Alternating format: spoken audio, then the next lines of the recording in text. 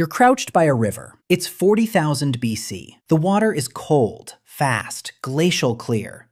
And you've just spent the better part of an hour with your bare hands buried inside the warm carcass of an animal that 20 minutes ago was still breathing. Blood is drying in the creases of your knuckles. There's marrow under your fingernails. There's a smear of something on your wrist you'd rather not identify. And you are about to take those exact same hands and tear off a piece of meat and put it directly into your mouth. And here's the thing, you're not going to wash them first. Not properly. Not with anything we'd recognize as washing. You might rinse them in that river if it's convenient. You might wipe them on some leaves, or on your own thigh, or on the fur of the animal you just killed.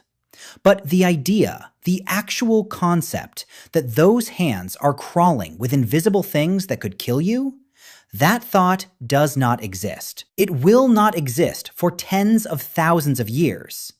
And yet, here's the question that should be rattling around your skull right now. If your ancestors never washed their hands, not for thousands of years, not for hundreds of thousands of years, then how are you here? How did a species that ate with bloody fingers, that drank from stagnant pools, that lived elbow deep in its own filth, not just wipe itself off the face of the earth? Because if a single one of your ancestors had been taken out by the wrong handful of bacteria before they reproduced, you would not exist. Not you, not your face. Not this exact arrangement of atoms watching this exact video. This is the story of why ancient humans never washed their hands. And it's not the story you think it is. Because the answer isn't they were stupid or they didn't know better. The real answer is so much weirder, and it goes so much deeper into your own biology that by the end of this, you're going to look at the soap on your sink completely differently. Let's start with the obvious thing. Hand washing, the way you do it. Warm water, soap, a vague memory of a song you sang during a pandemic, is shockingly, almost insultingly new. We're not talking about ancient. We're talking about your great-great-grandparents' lifetime. The idea that you should clean your hands to stop disease wasn't widely accepted by doctors, by actual medical professionals, until the second half of the 1800s. That's it. That's the whole runway. Think about that for a second.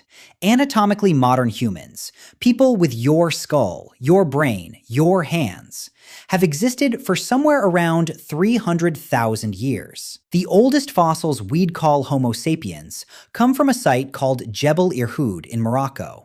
And in 2017, researchers dated them to roughly 300,000 years old. 300,000 years of human beings. And the practice of washing your hands to prevent disease has been around for about 180 of them. If you compressed the entire history of our species into a single 24-hour day, intentional germ-fighting hand washing shows up in the last 50 seconds before midnight.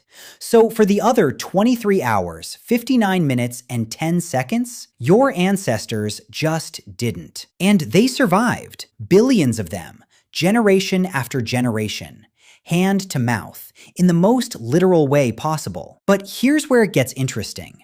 Because they didn't wash their hands makes it sound like they were defenseless. Like they were just rolling the dice every single meal. And that's the part everybody gets wrong. They weren't defenseless. They were running a completely different operating system than you are. And to understand it, we need to talk about the war happening inside your body right now. A war so old, it predates the human race entirely. Let's go deeper, because before you can understand why they didn't wash, you have to understand what they were swimming in. Your ancestors lived inside a sea of microbes. Not figuratively, literally. Every surface they touched, every mouthful of water, every piece of meat, every child they held, every corpse they buried. Coated in bacteria, viruses, fungi, parasites. There was no escaping it. There was no clean. The concept of a sterile surface didn't exist anywhere on the planet, because nothing on the planet was sterile. And so your immune system, the one you have right now reading this, was forged in that exact furnace. Think about what that means. For 300,000 years, every single one of your direct ancestors who lived long enough to have children was by definition someone whose immune system could handle a world without soap. The ones whose immune systems couldn't, they didn't become ancestors. They became a dead end. They became a gap in someone else's family tree. This is natural selection doing its slow, brutal, beautiful work. Every generation, the filth was the test. And every generation, the survivors passed down the tools that beat it.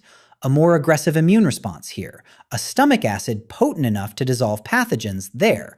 A gut lining that could tolerate a constant low-grade onslaught of bacteria without falling apart. You are the descendant of 300,000 years of winners in a contest you never knew you were entered in. Reflect on that for a second. Your disgust, that little flinch you feel imagining bloody hands going into a mouth, that disgust is brand new.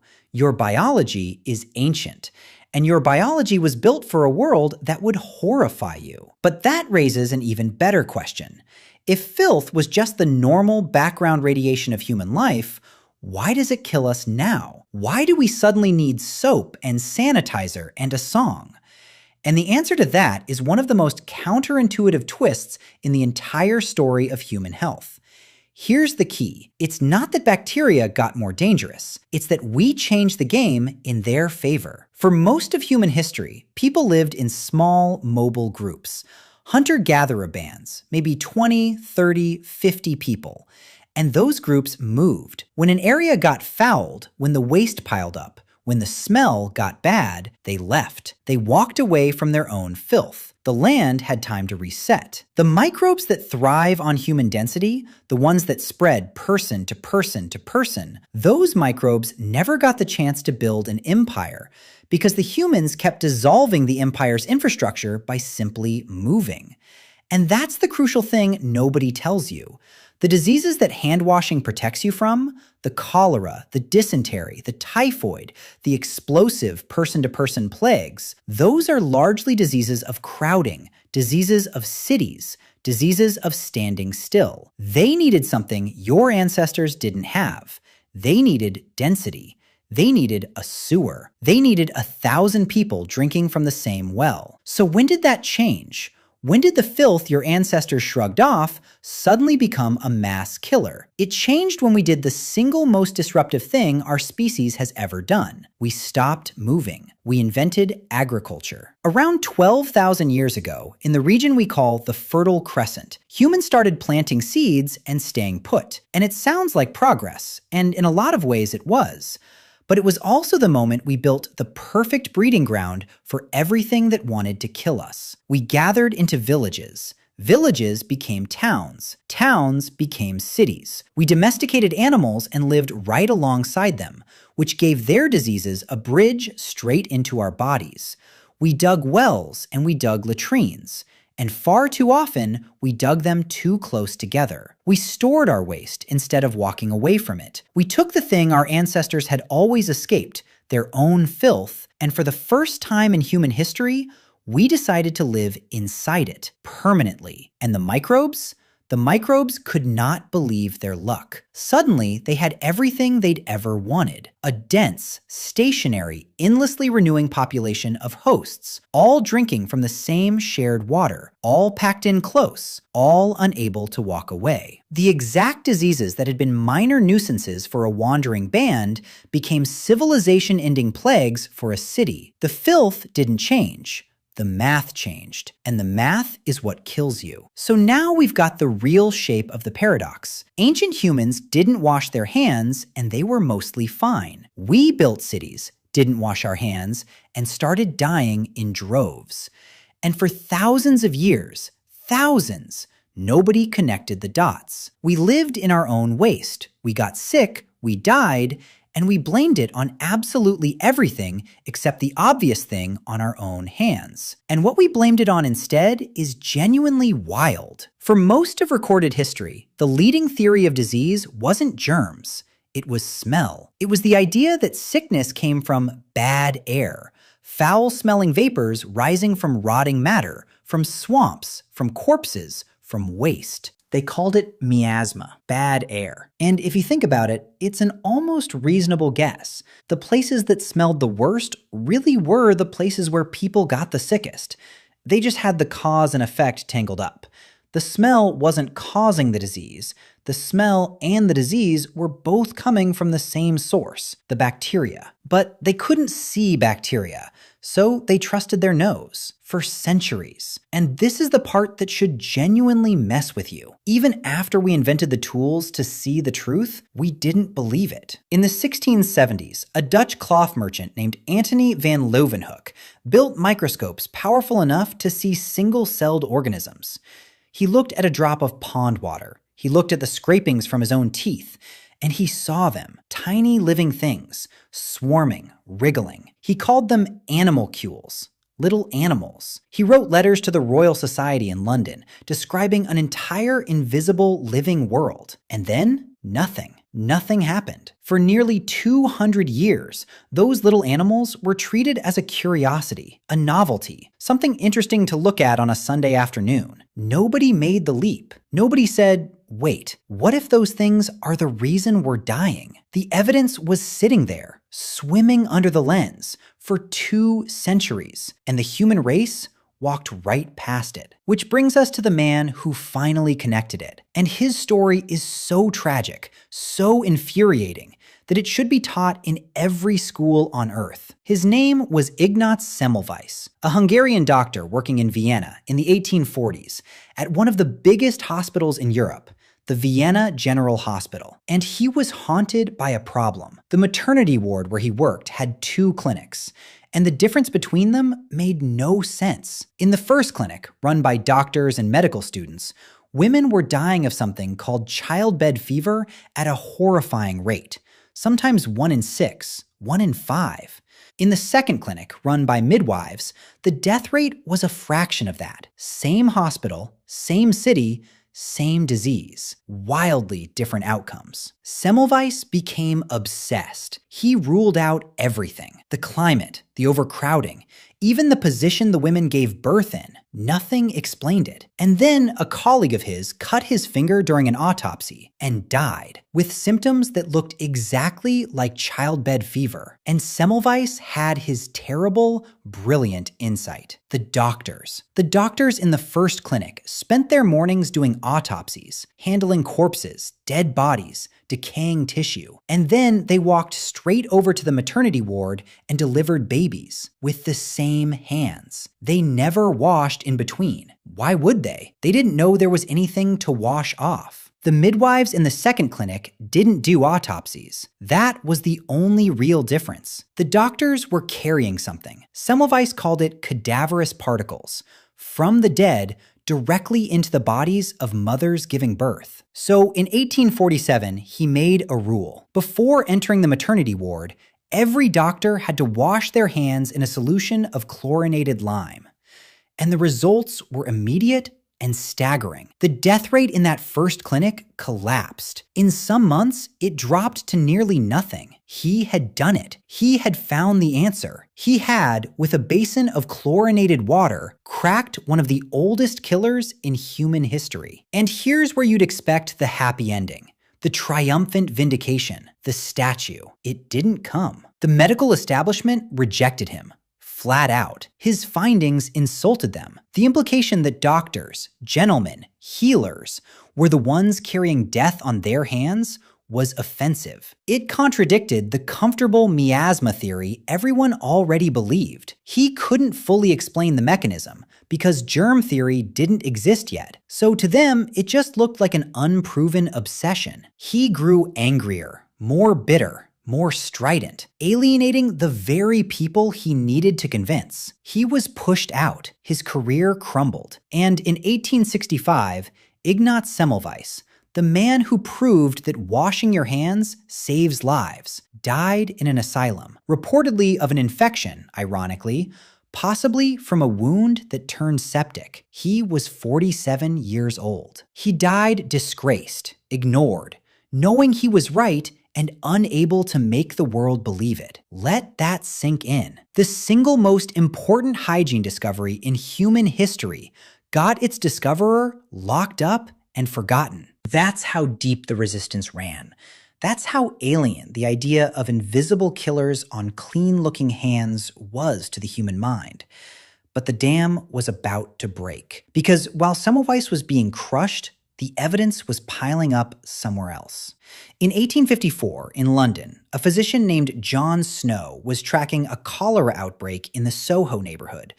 And instead of accepting the miasma explanation, bad air, Snow did something radical. He mapped it. He marked every death on a map of the streets, and he watched a pattern emerge. The deaths clustered, tighter and tighter, around a single water pump on Broad Street. People drinking from that one pump were dying. People drinking from elsewhere weren't. The disease wasn't floating in the air, it was in the water. He famously had the handle of that pump removed, and the outbreak in that cluster eased. It was one of the founding moments of modern epidemiology. Proof, mapped in ink, that filth in our water was killing us. And then came the men who finally explained why. In the 1860s, the French chemist Louis Pasteur demonstrated that microorganisms, those same little animals Van Leeuwenhoek had seen 2 centuries earlier, were responsible for fermentation and for spoilage, and crucially, that they could cause disease. In Germany, Robert Koch went further, proving that specific microbes caused specific diseases: anthrax, tuberculosis, cholera. He even identified the bacterium behind cholera, the very thing that had been pouring out of John Snow's Broad Street pump. The invisible world was finally undeniably real, and it was finally undeniably the enemy. This was germ theory, and it changed everything. Within a generation, the British surgeon Joseph Lister was using antiseptics in surgery and watching his patients stop dying of infection. Hospitals were transformed, hands were washed, and the practice that Semmelweis had died defending became at last the unquestioned foundation of modern medicine. So now you have the whole arc. 300,000 years of humans who never washed their hands and mostly survived because their bodies were built for filth, and their wandering lives kept the worst plagues at bay. Then 12,000 years of cities, where we trapped ourselves in our own waste and died by the millions, blaming the smell instead of the truth. And then, in a single blink, 180 years, we finally saw the invisible killers, and we learned to wash them away. But here's the thing. Here's the part that turns this whole story inside out. Because we might have overcorrected. We might have won the war so completely that we forgot we were never supposed to win it entirely. Remember that immune system? The one forged in 300,000 years of microbial chaos? It was built to be trained. It was built to spend childhood wrestling with 1,000 different bugs, learning what to fight, and, just as importantly, learning what to leave alone. Your ancestors' immune systems were calibrated by constant, low-level exposure to the dirt and the bacteria and the parasites of the natural world. And now we live in a world they could never have imagined. Sterile, sanitized, wiped down, scrubbed clean, antibacterial everything. And a growing body of research suggests that immune systems which grow up too clean, without that ancient training, can turn on the wrong targets. They start attacking harmless things: pollen, peanuts, the body's own tissues. Scientists have a name for this idea: the hygiene hypothesis, first proposed by the epidemiologist David Strachan in 1989. And while it's been refined and debated and complicated in the decades since, the core unsettling question remains. What if the explosion in allergies and autoimmune conditions in the modern world is, in part, the price of a body that was built for filth, suddenly raised in a world without any? Reflect on the vertigo of that for a second. The exact same dirt that should have killed your ancestors was also the thing that kept their immune systems sane. The filth was a teacher, and we fired the teacher. So your soap isn't a simple victory. It's a trade. We escaped the plagues of crowding, And in doing so, we walked away from 300,000 years of biological conversation with the microbial world. A conversation our bodies still expect to be having. And that's the strangest answer to the question we started with. Ancient humans never washed their hands, not because they were ignorant, but because, for the world they lived in, they didn't need to. Their bodies and their way of life had already solved the problem. We're the ones who broke that solution. First by building cities, then by sterilizing them. And we're still, right now, trying to figure out what the right balance even is. But there's one last layer to all of this. One question we've been circling without ever landing on. Because if our immune systems were shaped by ancient filth, then somewhere in the deep, deep past, before there were even humans, before there were cities or wells or chlorinated lime, something first decided which microbes were friends and which were enemies. Something drew the very first line. And to find it, we have to go back further than 300,000 years. We have to go back further than mammals. We have to go all the way back to the moment a single living thing first had to decide what to let inside its own walls and what to keep out.